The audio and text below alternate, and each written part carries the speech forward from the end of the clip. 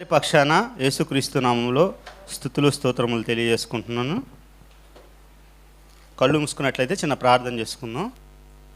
మహాగణుడా, మహిమోన్నతుడా, మహాపరిశుద్ధుడైన ప్రేమగల తండ్రి, జీవము కలిగిన ఆయన, సత్య సంపూర్ణుడా, ప్రేమ నమ్మక వాత్సల్య కనికర పూర్ణుడా, మీకు స్తోత్రములు స్తుతులు యేసుక్రీస్తు నామంలో నాయన మీకు తెలియజేసుకుంటూ మరొక వారం మమ్మల్ని సజీవులుగా ఉంచి మీ సన్నిధానానికి వచ్చి తండ్రి మీతో గడిపే ఈ మహాభాగ్యాన్ని ధన్యతను మా అందరికీ అనుగ్రహించారు.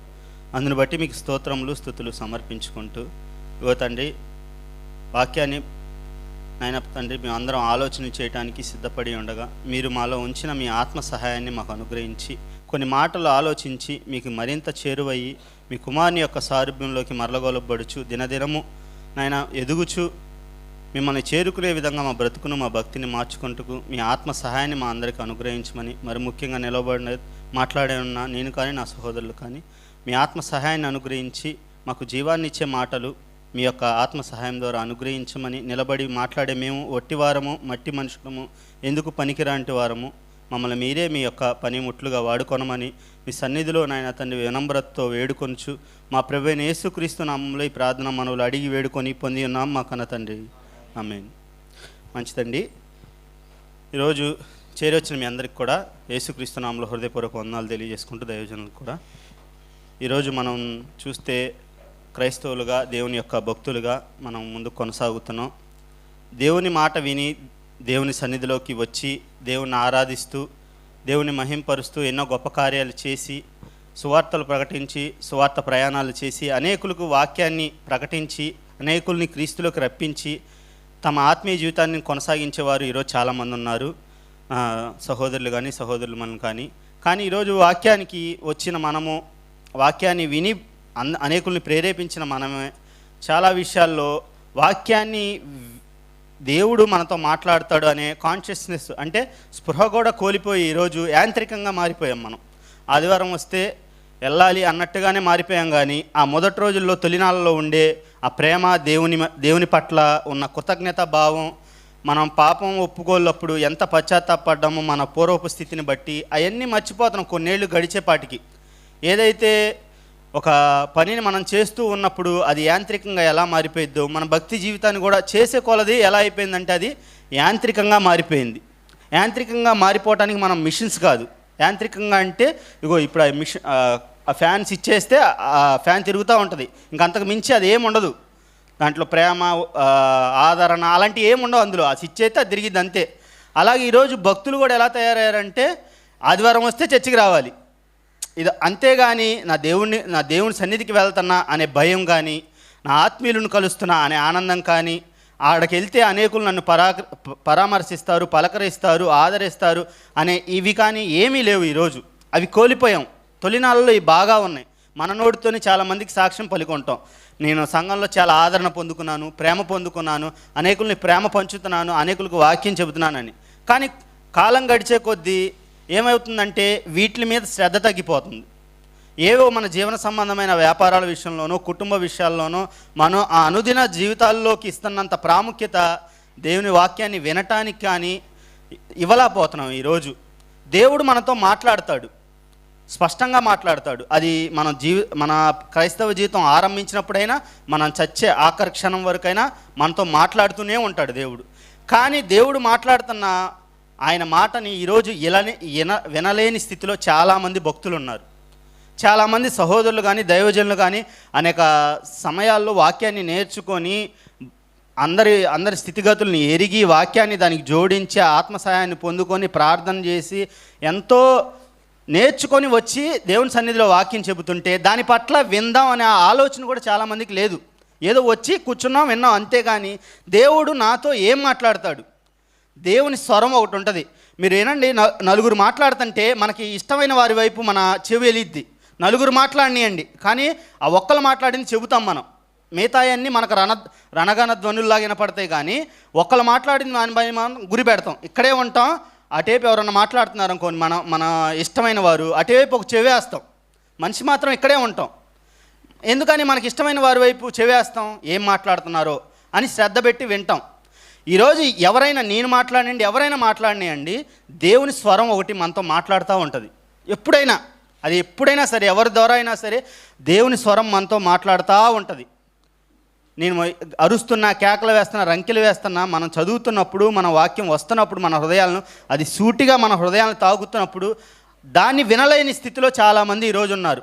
ఎవరైనా కుర్చీ అలా లాగంగానే ఆ శబ్దానికి అటు వెళ్ళిపోతారు. ఎవరైనా వస్తే, ఎవరన్నా అరిస్తే అటు వెళ్ళిపోతాం, డైవర్ట్ అయిపోతాం. ఎందుకని? దీని మీద మనకు శ్రద్ధ లేదు. ఆ పక్కన రణగణ ధ్వనుల మీద శ్రద్ధ ఉంది, కానీ దేవుని వాక్యం మెల్లగా నాతో మాట్లాడిద్ది, నా హృదయాన్ని కడిగిద్ది, నాతో ఆయన ఏం మాట్లాడతాడు నేను పరీక్షించుకుందాం. నా దేవుని మాట అసలు వింటాం కదా, అసలు ఆయన మాట్లాడుతుంటే వినాలే అనే భావం ఎందుకు పోయింది మనలో అంటే శ్రద్ధ తగ్గిపోయింది, శ్రద్ధ పోయింది. అగో చూడండి, ఇప్పుడు చదువుకున్నాగా ఎబ్రీ పత్రికలో 6వ అధ్యాయము 1వ వచనం చూడండి. కాబట్టి నిర్జీవ క్రియలను విడిచి మారు మనసు పొందుటయు, దేవుని యందలి విశ్వాసమును బాప్తిసమును గూర్చిన బోధయు, హస్తనిక్షేపమును, మృతుల పునరుద్ధానము, నిత్యమైన తీర్పును అను పునాది మరలా వేయక క్రీస్తును గూర్చిన మూలోపదేశం మాని సంపూర్ణుల ఒకటకు సాగిపోదుము. కాబట్టి నిర్జీవ క్రియలను విడిచి వచ్చాం మనం, మళ్ళా నిర్జీవ క్రియలే చేస్తున్నాం. నిర్జీవ క్రియలు అంటే జీవం లేని క్రియలు అన్నమాట. జీవం లేదు. ఈరోజు ఎవరి బ్రతుకుల్లో జీవం లేదు తెలుసా? జీవం లేదు, నిర్జీవంగా పడి ఉన్నాయి. ఒక 5 నిమిషాలు పెద్దవారిని మొదలుకొని చిన్నవారి వరకు మీరు అడగండి, నిర్జీవంగానే ఏదో చచ్చిపోయిన బతుకుల్లాగా మాట్లాడుతున్నారు. ఈరోజు జీవం లేదు. జీవము కలిగిన దేవుని పిల్లలం అని చెప్పుకునే మన బ్రతుకుల్లో జీవం లేదు. మన మాటల్లో జీవం లేదు, మన బ్రతుకుల్లో జీవం లేదు. ఎందుకని? జీవాధిపతిని విడిచిపెట్టి నిర్జీవ క్రియల వైపు మనం అడుగులు వేస్తున్నాం, నిర్జీవమైన మాటల వైపు అడుగులు వేస్తున్నాం. జీవం లేని ఏ మాత్రం మనకి జీవాన్ని ఇవ్వని వాటి వైపు ఎక్కువ శ్రద్ధ పెడుతున్నాం. కానీ మనకి జీవాన్ని ఇచ్చేది వాక్యం, మనకి జీవాన్ని ఇచ్చేది దేవుడు, మనకి జీవాన్ని ఇచ్చేది క్రీస్తు వారి బలియాగం అని తెలుసుకొని కూడా మనం ఈరోజు నిర్జీవ క్రియల వైపు ఎందుకు అడుగులు వేస్తున్నామంటే అదిగో అవన్నీ విడిచిపెట్టాం. విశ్వాసం, ఆ బాప్తిసం అవన్నీ విడిచిపెట్టేసేసి అవన్నీ అసలు ఎంతో ఆనందంతో, ఎంతో ఉద్రేకతతో ఆ దేవుడు ఎరిగి, ఆ జీవాధిపతిని ఎరిగి ఆయన దగ్గరికి వచ్చిన మనమే ఎన్నిటిని విడిచి నిర్జీవ క్రియల వైపు ప్రయాణం చేస్తున్నాం. ఇదిగోండి, చూస్తే కిందకు చదివితే మరలా సిరువు వేస్తున్నారంట క్రీస్తు వారిని. మనం వేయట్లేదా? వారే వేస్తున్నారా? మనం వేయట్లేదా మన క్రియలతో? అనేక సార్లు మనం ఒప్పుకున్నాం చాలాసార్లు, అయ్యా నా పూర్వపు స్థితి ఇది, నా గతి ఇది, నా స్థితి ఇది, నా పాపాలన్నీ కడిగావయ్యా, నన్ను మార్చావయ్యా, నా కోసం సిలువ వేయబడ్డావయ్యా అని చెప్పిన మనం మరలా అదే పని చేస్తే మరలా ఏం చేసినట్టు? మరలా ఆయన్ని మరలా మనం సిలువ వేస్తున్నాం, నిర్దాక్షిణంగా సిలువ వేస్తున్నాం. ఆ రోజు వాళ్ళే ఆ రోమా ప్రభుత్వం వాళ్ళు సిలువ వేశారంటున్నాం, కానీ ఈరోజు మన క్రియల వల్ల సిలువ వేస్తూనే ఉంటున్నాం పదే. అంత ఆసక్తిగా దేవుని సన్నిధికి వచ్చి జీవము కలిగిన మాటలు ప్రకటించబడుతున్నప్పుడు ఆ జీవము కలిగిన మాటలు పట్టుకొని మన హృదయంలో దాచుకొని దాని ప్రకారం నడుద్దాం, అప్పుడు మనలో జీవం వచ్చిద్ది అనే శ్రద్ధ ఈరోజు ఎవరికి ఉంది? లేదు. ఎవరినన్నా కదిలేయండి. చాలామందిని కదిలిచ్చాను, వృద్ధుల్ని. అసలు వాళ్ళకి అసలు చచ్చిపోతే బాగుండు అంటున్నారు. బాగుండు చచ్చిపోతే. ఎప్పుడు? నా జీవాధిపతిని కలుస్తాను, భక్తుల్ని కలుస్తాను, నా ప్రభువుని కలుస్తాను అన్న ఆనందంతో ఆ మాట రావాలి. కానీ ఆ మాట ఎలా వస్తుంది తెలుసా? వాళ్ళు మాట్లాడతల్లా, నాకు అన్నం పెడతల్లా, నన్ను చూసేవారు లేరు, పోతే బాగుండు అంటున్నారు. అంటే అవన్నీ పెడితే బతకాలని ఉందనేగా. అవన్నీ వచ్చినాయి అనుకోండి, బతికితే బాగుండు, అందరు నన్ను పలకరిస్తున్నారు, అందరు నాకు అన్నీ వేస్తున్నారు, అందరు నన్ను పొగుడుతున్నారు, అప్పుడేమనిపించింది? ఇంకా 10 ఏళ్ళు బతకాలి అనిపించింది. ఎవడు పట్టించుకోకపోతే ఏందో ఈ బతుకు అంటాం. ఎందుకని? జీవం లేదు ఈరోజు. ఎందుకు జీవం లేదంటే జీవాన్ని ఇచ్చాం, వాక్యాన్ని విస్మరించాం మనం. అనేకులు వచ్చి మనకు వాక్యాన్ని శ్రద్ధతో, ఎంతో శ్రద్ధాశక్తులతో నేర్చుకొని వాక్యం చెబుతుంటే చెప్పిన మనమే ఆ మెల్లనైన స్వరాన్ని వినటం మానేసాం. భక్తులు అలా లేరు. ఎప్పుడు ఏ సమయంలోనైనా చూడండి, భక్తులు అలా లేరు. ఆయన స్వరాన్ని పట్టుకున్నారు, విడిచినప్పటికీ పేతురు గారు ఇలాంటి వారు వారి శిక్షణ సమయంలో వారు 3.5 సంవత్సరాల్లో సేవా జీవితంలో యేసుక్రీస్తు వారితో కొనసాగుతున్నప్పుడు అది ట్రైనింగ్ పీరియడ్ వాళ్ళకి. అప్పుడు వదిలినట్టు ఉన్నప్పటికీ వాళ్ళు తర్వాత ఎప్పుడైతే పునరుద్ధానం తర్వాత ఆత్మను పొందుకున్నారో అసలు ఎప్పుడు ఆయన మాటని విస్మరించాల, ఆయన మాటను పట్టుకొనే వెళ్ళారు. మేము ఏది చూసామో, ఏది తాకామో, మా కన్నులారా దేన్ని పట్టుకున్నామో దాన్ని మీకు తెలియజేస్తున్నాం. ఆ సహవాసం మీకు కూడా కలగాలని మీకు తెలియజేస్తున్నాము అని వారి జీవితాన్ని అలా ముగించారు. మనం ఆ సహవాసంలోకి వచ్చిన మనము ఆ సహవాసంలో ఉన్న మాధుర్యాన్ని ఈరోజు కోల్పోయాం. ఎందుకని? నిర్జీవ క్రియల వైపు అడుగులు వేస్తున్నాం మనం. ఏమాత్రం జీవాన్ని ఇచ్చేవి కావు అవి. ఏవి? ఏవి చేస్తున్నాం మనం ఈరోజు? నా మంచి పెళ్లి చేసుకోవాలని, మంచి మంచి మంచి పెళ్ళి అంటే మన దృష్టిలో వేరే వేరే ఆలోచనలు ఉన్నాయి. ఒక పిల్లల్ని కొనాలి, వాళ్ళని ప్రయోజకులను చేయాలి.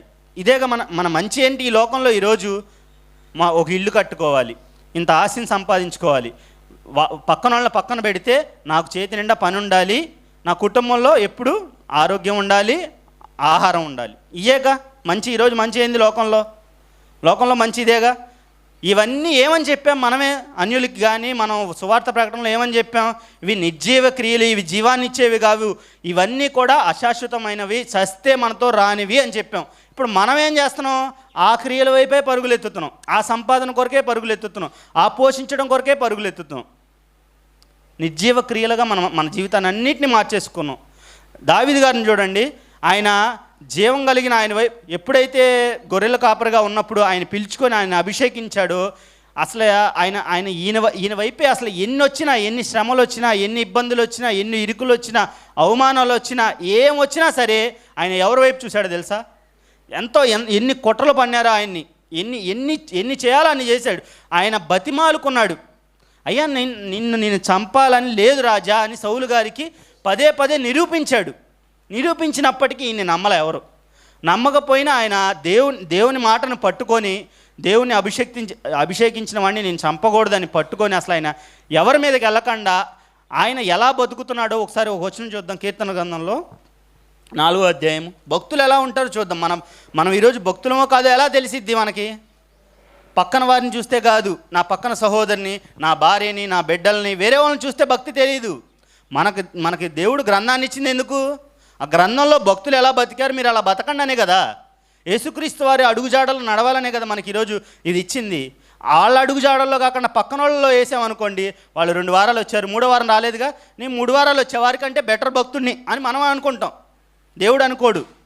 అట్లా కాదు మనం భక్తిని అంచనా వేసుకోవాల్సింది. బైబిల్ ఏం చెప్పింది, భక్తికి సూచనలు ఏం చెప్పింది, దానికి క్రియలు ఏం చెప్పింది, అవి చూడాలి. అవి మనకి టాలీ అవుతున్నాయా లేదా అని. కీర్తన గ్రంథంలో చూడండి, ఆయనకి ఎన్ని ఇబ్బందులు వచ్చినా ఆయన ఎలా చేశాడు. 4వ కీర్తన 1వ అధ్యాయం చదవండి. నా నీతికి ఆధారమగు దేవా, నీరు మొరపెట్టినప్పుడు నాకు ఉత్తరమిమ్ము, ఇరుకులో నాకు విశాలతను కలగజేయు వాడవు నీవే, నన్ను కరుణించి నా ప్రార్థనను అంగీకరించుము. ఈరోజు మామూలుగా మనం చూడండి, మన నీతిగా ఏమన్నా కొన్ని పనులు చేసామనుకోండి, మన పనిలో, మన వ్యాపారంలో, లేదా మన కుటుంబంలో, లేదా మన సంఘంలో, లేదా సమాజంలో ఏమైనా కొన్ని నీతి కార్యాలు చేసామనుకోండి, మనం ఏమంటాం? నేను ఎంత నీతిగా నడుచుకున్నానో తెలుసా అంటాం మనం. తెలుసా? నేను ఎవ్వడికి ఏ కీడు చేయలేదు, అందరికీ నీతిగానే మంచి పనులే చేశాను, ఏ చెడు చేయలేదు తెలుసా ఎవరికి అంటాం మనం. దావీదు గారు ఎంతో మంచి చేశాడు, చాలామందికి మంచి చేసిన ఆయన ఏమంటున్నాడు తెలుసా? నా నీతికి నా మంచి పనులు ఆధారం అంటలా. ఏమంటున్నాడు? నా నీతికి ఆధారమగు దేవా, దేవుణ్ణి. నా నీతికి ఆధారం ఏంటంటే దేవుడు. నాకు నా బేస్ ఆధారం అంటే ఏంటంటే బేస్. ఈ గోడ దేని మీద బేస్ అయి ఉంది? పిల్లర్లు. ఈ పిల్లర్ల మీద ఆనుకొని ఆ గోడ ఆధారపడి ఉంది. మనం కూడా దేని మీద ఆధారపడి ఉన్నాం? మన నీతి దేవుని మీదే. దేవుడు లేకపోతే మన నీతి ఎలా ఉందంటే ఆయన ముందు మురికి గొడ్డల వలె ఉంది. కానీ ఈరోజు ఆ మురికి గొడ్డలో ఉన్న ఆ మంచి పనుల్ని అవి మన నీతికి ఆధారమని మనం విర్రవీగుతున్నాం. కానీ భక్తుడు ఏమంటున్నాడు? ఎన్నో మంచి పనులు చేసినా, ఎంతో మేలు చేసినా, ఎంతమంది కీడు చేయాలని ఆయన మీదకి వచ్చినా ఓర్చుకున్న ఆయన ఏం చెప్తున్నాడంటే, నా మంచి పనులు నా నీతికి ఆధారం అంటలా, నా దేవుడు నా నీతికి ఆధారం అంటున్నాడు. ఆయనకి ఇరుకు వచ్చినప్పుడు, ఆయనకి ఇబ్బంది వచ్చినప్పుడు ఆయన ఏం మాట్లాడుతున్నాడు చూద్దాం. చూసే ముందు మన జీవితాల్లో ఇరుకు వచ్చినప్పుడు, మన జీవితాల్లో ఇబ్బంది వచ్చినప్పుడు మనం ఎలా చేస్తాం? కుటుంబంలో ఆర్థిక వ్యవస్థ కుంటుబడింది, గడవట్ల ఎలా ఉంటాం మనం? ఇంకా దేవుడు వాక్యం కొన్ని రోజులు పక్కన పెడదాం, దేవుని సంగతి కాసేపు పక్కన పెడదాం, మన కుటుంబం మీద శ్రద్ధ పెడదాం, దీన్ని ముందు వృద్ధిలోకి తెద్దాం అని అటువైపుగా అడుగులేస్తాం. ఎవరన్నా ఈ మధ్యలో కదిలిచ్చారు మిమ్మల్ని, ఏమని? ఏంది బ్రదర్ ఈ మధ్య సరిగా రావట్లే, ఏంటి సిస్టరు ఈ మధ్య సరిగా రావట్లేదని అన్నారనుకోండి, మనం ఏమంటాం? నా కుటుంబ పరిస్థితి ఏంటో నీకు తెలీదు, నాకు తెలుసు, నీకు తెలియదుగా, నువ్వేమన్నా నా కుటుంబాన్ని పోషిస్తున్నావా అని అంటాం. తెలీదు. మనం ఇప్పుడు నేనేం అన్నా అని అనుకుంటాం. కానీ మనల్ని కదిలిస్తే కొంతమంది అనేస్తారు, కొంతమంది మనసులో ఇడిగేం తెలుసులే, సరే వస్తాలే అంటారు. మనసులో అది అనుకొని బయటికి ఇది అంటారు. అవునా కదా? వీడికి తెలియదుగా నా పిల్లల చదువులు, నా పిల్లల వాళ్ళ బట్టలు ఏమి లేవు, మా ఇంట్లో ఏమున్నాయి ఏం లేవు, వీడికి తెలియదు. వీడు కడుపు నిండినోడు, వీడు ఏమైనా మాట్లాడతాడు. పాస్టర్ గారికి ఏముంది, ఇల్లు ఉంది, చర్చి ఉంది, ఆయనకి అందరూ కానుకలు ఇస్తారు, ఆయన కడుపు నిండాయని కదా, ఆయన మాట్లాడుకుంటారు, ఆయన అడుగుతాడు అని అనుకుంటారు. అంతేగా, అంతేనా? అలాగే అనుకుంటే ఆయన నిజంగానే నా కడుపు నిండింది అలా అనుకుంటే అసలు మమ్మల్ని అడగాల్సిన అవసరం లేదు. మిమ్మల్ని అడగకుండా, అవునా బిడ్డ వచ్చి సరే నువ్వు 4 పనికి వెళ్ళి దేవుడికి ఇస్తా ఉండు, నిన్ను దేవుడు ఆశీర్వదిస్తాడు అన్నాడు అనుకోండి, మీరు ఇంకా అసలు తెచ్చి ఇచ్చేస్తారనమాట. ఆయన వద్దన్నారు, వద్దు బిడ్డ అన్నా కూడా తీసుకోండి అని చేతిలో పెడతారు. కానీ అలా చేయడు. భక్తి వైపు నడిపించాలని మంచి ఉద్దేశంతో అడిగినా మనం ఏ ఉద్దేశంలో ఉంటాం? ఎందుకంటే మనం నిర్జీవ క్రియల వైపు అడుగులు వేస్తున్నాం కదా, జీవాన్ని ఇచ్చే క్రియలను విడిచాం కదా. నిర్జీవ క్రియల వైపు ఎప్పుడైతే అడుగులు వేస్తున్నామో మనకి ఇరుకులు, ఇబ్బందులు, కుటుంబంలో ఏదైనా గొడవ అయినా, ఏదైనా ఏ కష్టం వచ్చినా, ఏదైనా మనకి ఇరుకు అనే పరిస్థితి వచ్చినప్పుడు ఏం చేస్తామంటే దేవుని వాక్యాన్ని ముందు పక్కన పెడతాం. సరే అది కాసేపు పక్కన, అన్నిటికీ వాక్యం దా మాకు బ్రదర్, మాకు తెలుసు మా పరిస్థితి ఏందో అంటాం. అవునా కదా? ఎందుకని? అప్పుడు వాక్యాన్ని పాటించలేక ఇప్పుడు ఏమంటారంటే, వీళ్ళు శ్రద్ధకో నువ్వు పడు, ఇప్పుడు వచ్చి దైవజనులకు చెప్పామనుకో, ఏమన్నా వాడు నన్ను తిడుతున్నాడు, వాడు నా మీద అరుస్తున్నాడు, వాడు నా మీద శత్రుత్వం పెట్టుకున్నాడు అంటే ఆయన అనే మాట ఏంది? ఓర్చుకో, పడు అనాలి. అలా అనకుండా ఏమనాలి మరి? నువ్వు కూడా శత్రుత్వం పెంచుకో, నువ్వు కూడా కొట్టు, నువ్వు కూడా గొడవపడు అనాలా? అలా అనకూడదు కదా. మంచి పనే చెప్పినప్పుడు. కానీ మనం ఏమనుకుంటాం తెలియకుండానే, జీవాన్ని ఇచ్చే మాటను విడిచిపెట్టి నిర్జీవ క్రియల వైపే మనసు పెట్టి ఆయనకి తెలియదులే ఇవన్నీ అనుకుంటాం మనం. దావీదు గారు అలాంటి ఇరుకు, అలాంటి ఇబ్బంది ఆయనకి ఎదురైనప్పుడు ఆయన ఏం మాట్లాడుతున్నాడు చూడండి కింద. నాకు ఇరుకులో విశాలతను కలగజేయవాడు నీవే, నన్ను కరుణించి నా ప్రార్థనను అంగీకరించేవాడు నీవే. మనకెందుకు ఈరోజు విశ్వాసం లేదు? ఆ ఇరుకు వచ్చినప్పుడు, ఆ ఇబ్బంది వచ్చినప్పుడు, ఇలా నాకు నా ముందు భక్తులు ఉన్నారు, నాకు దేవుడు ఉన్నాడు, ఇవన్నీ నాకు ఇరికే అయినప్పటికీ ఈ ఇరుకులో దేవుడు నాకు విశాలతను కలగజేస్తాడు అని ఎందుకు మనం ఈరోజు విశ్వాసం ఉంచలేకపోతున్నాం? అనేక భక్తులను చూస్తున్నాం, మనమే 10 మందికి చెప్పాము. ఎందుకు ఉంచలేకపోతున్నాం అంటే దేవుని స్వరాన్ని వినటం మానేసాం మనం. ఆయన ఏదో 1 గంట చెప్తాడు, ఆయన ఏదో 1 అరగంట చెప్తాడు, అది వినేసి టైం దాటిపోతుందా అని టైం చూసుకొని ఎప్పుడు పరిగెడదామా అనే ఉంటున్నాం. కానీ దేవుడు నాతో ఏం మాట్లాడతాడు, దేవుడు నాతో ఏ మాట ద్వారా నా హృదయాన్ని కదిలిస్తాడు, నాకు ఏ మాట ద్వారా ఆదరణ ఇస్తాడు, నేను ఏం చేయాలి అని అసలు అటువంటి ఆలోచన, అటువంటి శ్రద్ధే లేదు మనకి. యాంత్రికంగా వచ్చి యాంత్రికంగా వెళ్ళిపోతున్నాం. దానివల్ల ఏం జరిగిద్దంటే మనం నిర్జీవం వైపు, జీవం లేకుండా అనవసరంగా చచ్చి నరకానికి వెళ్ళిపోతాం. మనకి జీవం పొందుకోవాలంటే దావీదు గారు లాగా మనం కూడా ఏం చేయాలంటే విశాలత దేవుడే కలగజేస్తాడు. 5 రొట్టెలు 2 చేపలు ఏమైంది? అయ్యే అది ఇరుకే. చాలామందికి భోజనం పెట్టాలి, ఉంది 5 రొట్టెలు 2 చేపలు. ఏం చేశాడు దాన్ని? 12 గంపలు ఎత్తారంట మిగిలిపోయిన తర్వాత. ఇరుకే. విశాలత ఎలా వచ్చింది? ఏలియా గారి టైంలో కూడా అయ్యా నా దగ్గర ఇంతే పిండి ఉంది, ఇంతే నూనె ఉందంటే ఆయన ఏమన్నాడు? అవన్నీ ఇలా, అవునా అమ్మ అవన్నీ కాదులే కానీ, అవునా అమ్మ ముందు సరే కొద్దిగా ఉంది మీరే తినండి అన్నాడా? దేవుడు నాకు చెప్పాడు మొదట నాకు చేసి తీసిరా, అది ఆగదన్నాడు. ఆగిందా? అది ఇరుకేగా. పిండిలో తొట్టిలో పిండి అయిపోలా, బుడ్డిలో నూనె అయిపోలా. అసలు ఆ ఇరుకే అయినా అది అలా వస్తూనే ఉంటుంది. అది ఈరోజు మనం తెలుసుకోవట్లా.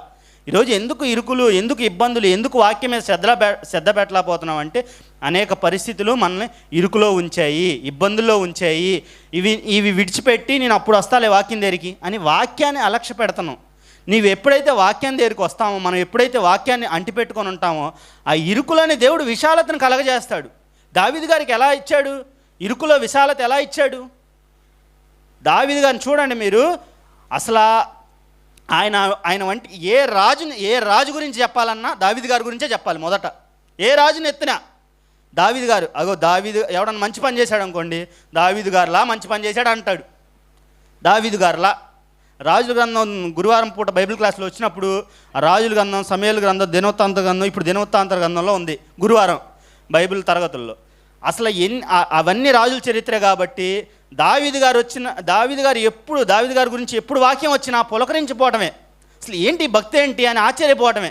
ఎప్పుడు వచ్చినా ఎవరన్నా ఇంకో రాజు మంచి పని చేశాడు అనుకోండి, గీట్రా ఎవరు అనుకున్నారు? దావీదు గారి వలే దేవుని హృదయాన్ని అనుసరించాడని, దావీదు గారి వలే ఈయన దేవుని పని చేశాడని చెప్పేవాడు. ఆయనకి ఇరుకు లేదా? ఆయనకి ఇబ్బంది లేదా? మనకి దేవుడు ఈరోజు ఆ ఇరుకును, ఆ ఇబ్బందిని ఎందుకు కలగజేస్తున్నాడంటే, నా దగ్గరికి రా, నన్ను హత్తుకో, నా మాట విను అన్నప్పుడు అలా ఎప్పుడైతే వస్తాం, మనకు దావీదు గారిలాగే మనకు కూడా, మనం ఏమన్నా దావీదు గారు వేరు, మనం వేరా దేవునికి? మన అందరం ఒకటే కదా.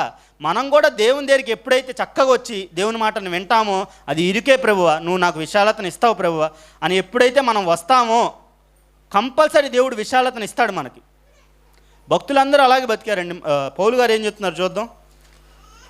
ఇలా విశ్వసించడానికి మనకి ఏ జ్ఞానం కావాలి, దేని మీద ఆధారపడాలో అపోస్తుడైన పౌలు గారు కొరింథీయులకు పత్రిక రాస్తూ, మొదటి కొరింథీయులకు రాసిన పత్రిక 2వ అధ్యాయంలో ఉంటుంది చూడండి ఒక మాట. 2వ అధ్యాయము 4వ వచనం చూడండి. 3వ వచనం చదువుదాం. కొరింథీయులకు రాసిన మొదటి పత్రిక 2వ అధ్యాయం 3వ వచనం. మరియు బలహీనతతోనూ భయముతోనూ ఎంతో వణుకుతోనూ మీ యొద్ద నుంటిని, మీ విశ్వాసము మనుషుల జ్ఞానమును ఆధారము చేసుకొనక దేవుని శక్తిని ఆధారము చేసుకొని ఉండవలెను. చూడండి, ఆయనకి ఎన్నో బలహీనతలు ఉన్నాయి, ఎంతో ఇబ్బంది ఉంది, ఆయన పరిచర్య భారం ఉంది, ఎంతోమంది అవమానాలు ఉన్నాయి, ఎన్నో బలహీనతలు ఉన్నాయి, శరీర బలహీనతలు ఉన్నాయి, అనేక చుట్టూ పరిస్థితులు ఘోరం. ఎక్కడ వాక్యాన్ని ప్రకటిస్తే అక్కడ వేరే వాళ్ళందరూ పోగా ఈయన తంటానికి వస్తారు. అలాంటి ఇబ్బంది, ఇరుకు, అనేకులు సహోదరులే, కపట సహోదరులు మోసం చేయటం, ఇలాంటి ఎన్ని బలహీనతలు ఉన్నా, ఏమున్నా సరే, నా విశ్వాసం దేని మీద, మన విశ్వాసం దేని మీద ఆధారపడి ఉండాలంట? మనుషుల జ్ఞానమును ఆధారము చేసుకొనక దేవుని శక్తిని ఆధారం చేసుకొని ఉండాలంట మన విశ్వాసం. ఈరోజు మనుషుల జ్ఞానం ఎక్కువైపోయింది మనకి. చూడండి, మంటి జ్ఞానం. మనం ఎవరికైనా వచ్చి నాకు ఇబ్బంది ఉంది, ఈ దేవుణ్ణి విశ్వసించే విషయంలో అలా అనంగానండి, మన భవిష్యత్తు ఏంటో నాకు అర్థం కావట్లేదు అన్నప్పుడు దేవుని మీద నమ్మకం ఉంచుకోయ్యా, అన్నీ జరుగుతాయని అనను. ఏమంటాం తెలుసా?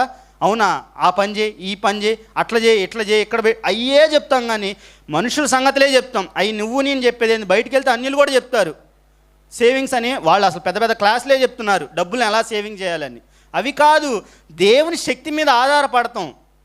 అది దేవుని శక్తి మీద మనం ఆధారపడితే మన బేస్ ఏందయ్యా? నీ విశ్వాసం, నీ ఆరోగ్యమైన ఏందయ్యా? నువ్వు అట్టున్నావు, కదలట్లేదంటే నాకు నా దేవుడు ఉన్నాడు. నీకు పని లేదు కదయ్యా, నీ పరిస్థితి, నీ కుటుంబం నలుగురు ఉన్నారు, ఏంటంటే నాకు దేవుడు ఉన్నాడు. నాకు ఇరుకే, నాకు ఇబ్బందే, నాకు బలహీనతే, ఏదైనా కానీ నాకు నా దేవుడు ఉన్నాడు అనే విశ్వాసంలోకి ఎప్పుడైతే ఎదుగుతామో, పౌలు గారు అంత పరిచర్య ఎలా చేయగలిగాడంటే, ఆయన విశ్వాసం మనుషుల జ్ఞానాన్ని ఆధారం చేసుకొని లేదు, దేవుని శక్తిని ఆధారం చేసుకుంది. దేవుడు అన్నీ చేయగల సమర్థుడు, నాకు ఇరుకు ఎందుకు ఇచ్చాడంటే ఆయన మీద ఆధారపడటానికే అని వాళ్ళు అర్థం చేసుకొని మనకి చెప్పింది ఏంటంటే, అది అనుభవపూర్వకంగా దేవుని మీద ఆధారపడండి అయ్యా, నా నీతి దేవుడు మీద అని దావీదు గారు ఎలా చెప్పాడు, పౌలు గారు ఏం చెప్తున్నాడు? మన విశ్వాసం దేవుని శక్తిని ఆధారం చేసుకొని ఉండాలి, మనుషుల జ్ఞానాన్ని బట్టి కాదు. వాడికి ఆస్తి ఉంది, నాకు ఆస్తి లేదు అని నాకు విశ్వాసం తక్కువ ఉంది, ఈ లెక్కలు కాదు అసలు. నాకు దేవుడు ఉన్నాడు, నాకు దేవుని శక్తి ఉంది. మన ముస్లాం ఒక మాట చెప్పిందండి, ఇలాగే కుర్చీలో కూర్చుంటే చర్చిలో ఒక ఆమె, ఏంటమ్మా నీ ఆరోగ్యం ఎలా ఉంది, బాగాలేదని తెలిసిందా అని అడిగా.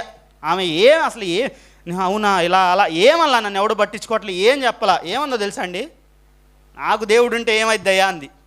నాకు దేవుడు ఉన్నాడు, నాకేమైద్ది అంది. అనారోగ్యంగా ఉన్నా కూడా నాకు ఎంత బలాన్ని ఇచ్చింది అనుకున్నాను. నాకు సిగ్గులేదు, నేను ఎప్పుడు చెప్పలే ఈ మాట అనిపించింది. నిజమేగా, అలాంటి విశ్వాసం మనకుంటే నేను బలపడ్డా ఆ ముస్లాం వల్ల. ఆమెకు వాక్యం రాదు, ఏమీ రాదు, కానీ ఆమె ఒక్క మాట నన్ను ఎంత బలపరిచిందో తెలుసా. ఈరోజు పెద్దలు ఉన్నాం, అనుభవం కలిగిన వాళ్ళు ఉన్నాం, మనం ఎందుకు ఈరోజు నెక్స్ట్ తరాన్ని ఇలా దేవుని శక్తి మీద ఆధారం పడేలాగా, దేవుని యందు విశ్వాసం పెరిగేలాగా అటువైపు మనం ఎందుకు ఆధారపడతల్లా? మనం ఎప్పుడైతే ఆధారపడకుండా మనుషుల జ్ఞానాన్ని ఆధారం చేసుకుని అటు వెళ్ళిపోతున్నామో, మన నెక్స్ట్ తరం కూడా దాని మీద ఆధారపడుతుంది. దైవజనులు అనేక మార్లు చెప్పారు మనకి, డబ్బులు లేనప్పుడు పెద్ద కార్యం మొదలుపెట్టినప్పుడు నా ధైర్యం ఏదో మనిషి ఇస్తాడని కాదు, నా దేవుడు జరిగిస్తాడని చాలాసార్లు చెప్పాడు. అవునా కదా? చాలాసార్లు చెప్పాడు. అలాగే ఆ కార్యక్రమాలు జరిగినాయి. ఎలా జరిగినాయో తెలీదు, ఆ టయానికి దేవుడే ప్రేరేపించడం, వద్దన్నగారు కూడా ఇవ్వటం, అవి ఆ కార్యక్రమాలు అలా జరిగిపోవటం. ఇది మనుషుల జ్ఞానాన్ని ఆధారం చేసుకొని నడవలా. దేవునికి ప్రార్థన చేయటం, దేవుడే ఇస్తాడు అని ఆధారపడినప్పుడు ఆ కార్యాలు ఆ విశ్వాసానికి తగ్గట్టు జరిగినాయి.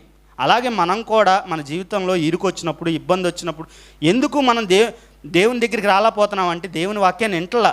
ఎంతమంది శ్రద్ధగా వాక్యం చెప్తున్నారు, ఆ వాక్యం మీద మనకు లక్ష్యం ఉండట్లా. ఏ కాడికి ఏడకొచ్చినా కూడా ఇల్లు ఏమైపోతుందో, ఇంటికి వెళ్ళాక ఏం చేయాలో, రేపేం చేయాలో, ఎల్లుండి ఏం చేయాలో, ఇదే ఆలోచన. కానీ దేవుడు నాతో మాట్లాడుతున్నాడు, దేవుడి మాట మీద శ్రద్ధ పెట్టాలి, దేవుని వాక్యాన్ని నేనే వినకపోతే నేను ఎవరికి చెప్తాను, నా కుటుంబాన్ని ఎలా కట్టుకుంటాను అనే శ్రద్ధ మనకు ఉండాలి.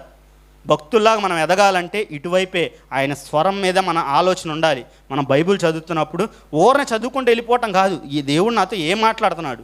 ఊరనే ఇవ్వలేదుగా దేవుడు గ్రంథం, చదువుకుంటూ వెళ్ళిపోండి అని ఇచ్చాడా? ప్రసంగాలు చేయమని ఇచ్చాడా? బతుకుల్ని కట్టాలని ఇచ్చాడు. ఆయన జీవాధిపతిని చేరుకోవాలని ఇచ్చాడు.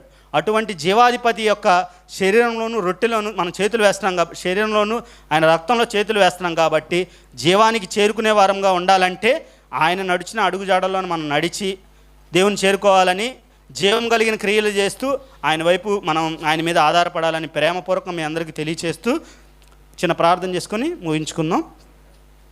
మహాగణుడా, మహిమోన్నతుడా, మహాపరిశుద్ధుడైన ప్రేమగల తండ్రి, మీరు గొప్పవారు. మీరు నాయన అన్ని వేళలా అన్ని సమయాల్లో మీరు మంచివారు తండ్రి. ఎందుకంటే మాకు సమస్తాన్ని ఇచ్చేశారు. మీ కుమారుని ప్రాణాన్నే మా కోసం దారాదత్తం చేశారు. అయినా కూడా మా విశ్వాసం ఇంకా సన్నగిల్లుతుందంటే, మీ కుమారుని మరలా సిలువ వేస్తున్నామంటే మా నిర్జీవ క్రియల వైపు మేము అడుగులు వేస్తున్నాం తండ్రి. క్షమించండి, మన్నించండి. అట్టి రీతిగా కాక మీరు జీవాన్నిచ్చే, మాకు జీవాన్ని అనుగ్రహించే జీవాధిపతిని మా కొరకు నాయన తండ్రి మరణింప చేసి మాకు జీవాన్ని అనుగ్రహిస్తున్నారు. కాబట్టి ఆయన యందు విశ్వాసం ఉంచి మా ప్రభువారు ఎలా అయితే చనిపోయి 3వ దినమున లేచి ఆయన పునరుద్ధానుడై మాకు నాయన నిరీక్షణ దయచేశాడో, మేము కూడా నాయన తండ్రి జీవంలోకి ప్రవేశించాలంటే ఈ నిర్జీవ క్రియలను విడిచిపెట్టి జీవాన్ని ఇచ్చే మీ వాక్యాన్ని హత్తుకొని భక్తుల వలె నాయన తండ్రి ఇరుకుల్లో విశాలతో కలగజేయడం నీవేనని, మనుషుల జ్ఞానంను ఆధారం చేసుకొనక మీ శక్తిని ఆధారం చేసుకొని మా విశ్వాస జీవితాన్ని కొనసాగించడానికి మా అందరికీ మీ ఆత్మ సహాయాన్ని అనుగ్రహించమని వేడుకొంచున్నాం తండ్రి. మేమందరము బలహీనతలో కొట్టుమిట్టాడుతున్న వారమే. మమ్మల్ని క్షమించండి, మన్నించండి. మీ ఆత్మ సహాయం ద్వారా మమ్మల్ని బలపరచండి, మమ్మల్ని స్థిరపరచండి. మీ పనికి సాధనాలుగా మా అందరినీ వినియోగించుకొని మీ సన్నిధిలో వేడుకొంచు. చెప్పబడిన మాటలు మొదట నాకు, తర్వాత నా మాటలు విన్నవారికి అని గ్రహించి మేము అందరం కూడా ఆ మాటల యందు లక్ష్య పెట్టి మీ కొరకు ఉన్నతంగా బతకడానికి సహాయం చేయమని వేడుకొంచున్నాం తండ్రి. మీ ఆత్మ ద్వారా పలికించిన మాటలే తండ్రి. నా సొంత మాటలు నాయన తండ్రి ప్రిపేర్ అయ్యి చెప్పలేదు. ఒకవేళ నా మాటల్లో దోషం తప్పు ఉంటే నన్ను సన్నిధిలో క్షమాపణ వేడుకొంచు. ఆ తర్వాత నా దైవజనులు చెప్పబోతున్న నాయన తండ్రి దైవజనులు జ్ఞాపకం చేసుకొని ఆ బిడ్డకున్న అస్వస్థతను తీసివేసి నాయన మీరే జీవాన్నిచ్చే మాటలు మీ దాసుని ద్వారా కూడా మాకు అనుగ్రహించమని, ఈ కార్యక్రమం అంతటి ద్వారా మీరే మహిమ ఘనత ప్రభావాలు పొందుకోమని మా ప్రభు అయిన యేసుక్రీస్తు నామంలో మాకు జీవాన్నిచ్చే యేసుక్రీస్తు వారి పరిశుద్ధ నామంలో ప్రార్థనా మనవులు అడిగి వేడుకొని పొంది ఉన్నాం మా కన్న తండ్రి. ఆమేన్. ఓపికగా విన్న మీ అందరికీ దైవజనులకు క్రీస్తు నామంలో హృదయపూర్వక వందనాలండి.